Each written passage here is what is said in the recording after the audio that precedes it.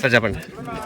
అనకాపల్లి నియోజకవర్గంకి సంబంధించి సత్యనారాయణపురంలో నిర్మించినటువంటి టిట్కో గృహాలు దాదాపు 2744 గృహాలకు గాను 300 SFT 2296, అలాగే 435 SFT 352, అలాగే 365 SFT 96.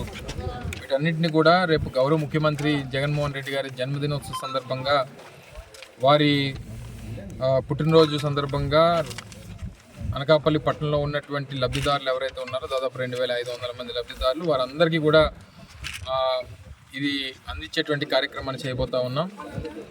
రానటువంటి కాలంలో ఏదైతే గతంలో ఇచ్చినటువంటి సందర్భంలో అప్పుడు రోడ్స్ కానీ, లేకపోతే వాటర్ సప్లై కానీ, లేకపోతే స్వేట్ ట్రీట్మెంట్ ప్లాంట్ కానీ, లేకపోతే ఎలక్ట్రిసిటీ కానీ, ఇవేవి కూడా లేనటువంటి పరిస్థితుల్లో ఇబ్బందికరమైనటువంటి పరిస్థితులు ఉన్నాయి.